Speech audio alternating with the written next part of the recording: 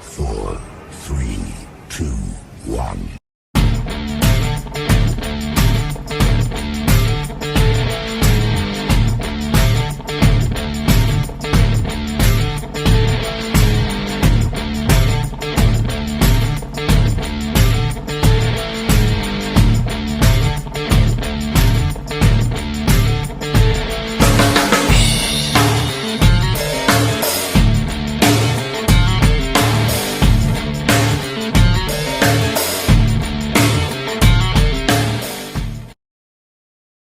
Hello everybody and welcome back to another episode of Diecast Reviews. By now this is our 29th episode and we've pretty much come a long way from the episodes until I expanded to making YouTube shorts. However, I'll talk more about my journey once we reach episode 30 and a little more info about episode 30 at the end of the video, so stay tuned to the end of the video.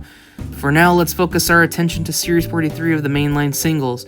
You probably may have already noticed that there are only 2 trucks right on your screen. The reason for this is because this mix of singles is pretty much just re-releases of trucks that we have already have.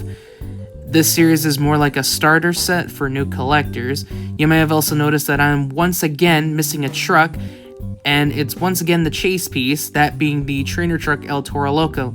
My luck hasn't been the best recently, and I have trouble finding both Sparkle Smash and the El Toro Loco chases. And the reason for this is because scalping is an issue, and scalpers are a real pain, and it's no wonder why I haven't found anything interesting in both collecting and, of course, new products that are starting to show up. Recently, a friend of mine found the Freestyle Mania trucks, those being Thunder Roars, JSP Digatron, and Gravedigger. And I also noticed that he found the new set of doubles, but no Max D, no Avenger 2-pack.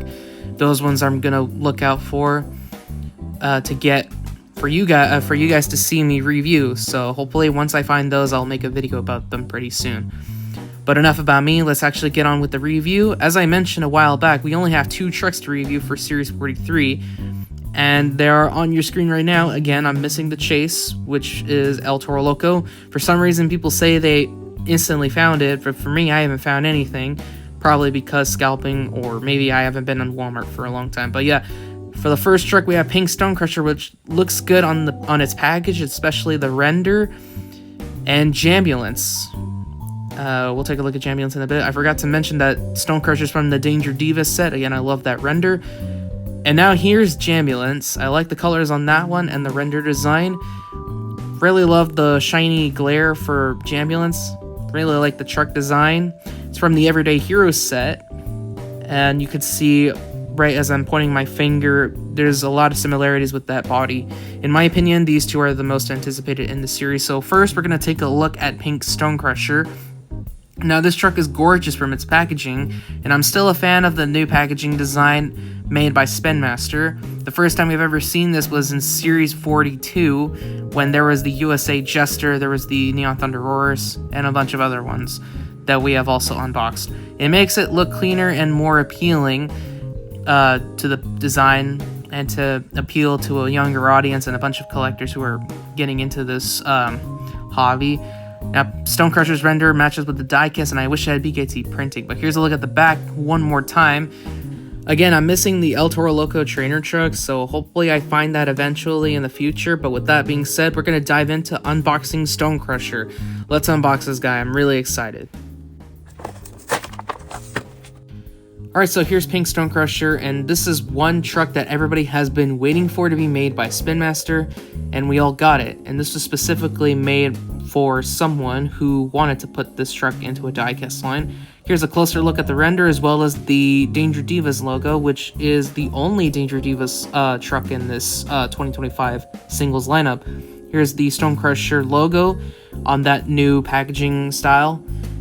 Again, this was pressured by one person from the Spin Master team before their term is ended, and this was all thanks to Master Jam OCD, who was the one who came up with the idea of bringing Pink Stone Crusher into a diecast, and it's now a collector's item due to its unique design and purpose. And as some of you may know, this Pink Stone Crusher ran in 2014 for Mother's Day during Monsters on the Beach at Virginia Beach. This design was used to spread awareness of breast cancer. and this truck brought to its name in unique pink color to represent those who are suffering from that illness. And back to the truck, and it features some of the same graphics as the original blue Stone Crusher. I love the paint scheme as well as the texture. We have a big Stone Crusher logo on the tailgate as well as a yellow Monster Jam logo. It also features the character by the side, a very dark gray grille, and dark gray headlights on each sides of the truck. Flame patterns on the hood, as well as another render of the stone character, the Stonebreaker, I'm pretty sure that's what it's called. I don't know, correct me if I'm wrong. And with more stuff on the roof. What makes this diecast look so good is the vibe that it gives off, and as well as unique design for its only purpose, and it only ran once. As it stands, Pink Stone Crusher runs on a gray chassis with a black roll cage, scarlet rims, and unfortunately no BKT tires on the black tires. Overall, Pink Stone Crusher is awesome. I really love the colors on this diecast. Now we're going to move on to the last truck of this review and the second truck of this review. And that's Jambulance. Now this guy looks great, and hear me out. The paint scheme is clean, the name is cool, and I really like the color scheme on this one. It's a unique truck, and let's not waste any time. Let's unbox this guy so I can show you what I mean.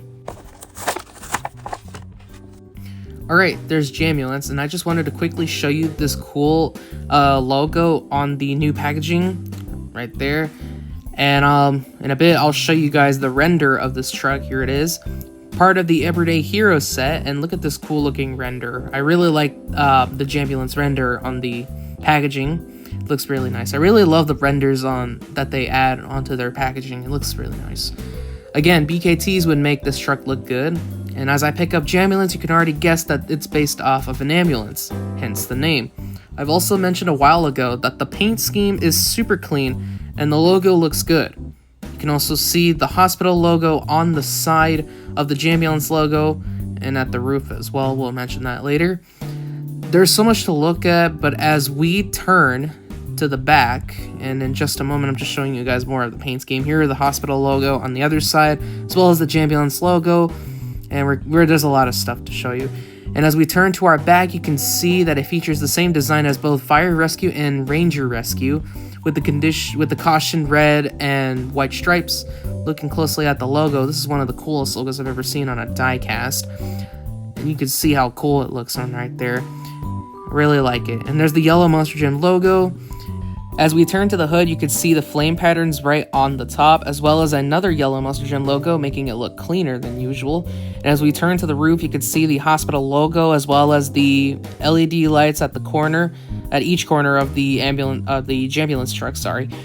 And it runs on a gray chassis with a black roll cage, red wheels, and of course, black tires. Unfortunately, no BKTs, and though I really wish they added BKTs on this one. It would have made this truck a lot more accurate to the render, but overall this truck just looks as it is, and we can't really expect much from Spin Master when it comes to matching their trucks on renders. But yeah, with that, we have concluded this short episode of Diecast Reviews. Series 43 feels like a starter set for new collectors, and we were just given a few new identities and special schemes. Again, I am missing the El Toro Loco chase as we speak, but I've decided to come up with a new solution to these missing chases. Instead of putting them on YouTube Shorts, I'll make a full episode fully on Sparkle and El Toro Loco trainer trucks. Overall, the Pink Stone Crusher and Jambulance diecast are really good for collectors like myself, and a lot of other collectors can agree on that one. They're really unique. I like their designs and paint schemes. So we're just going to end the video here, or this episode here. Thank you all for tuning in for this episode. Be sure to like the video and subscribe to the channel. That'll really help a lot if you guys are enjoying content like this. And this is Rainbow X, and we will see you on the flip side, where we'll finally review Series 1 of the Stars and Stripes trucks as we reach episode 30. Yes, I have Series 1 of the Stars and Stripes trucks ready to review, and they are still in box, so I can't wait to review that on our 30th episode. So with that, take care, everyone.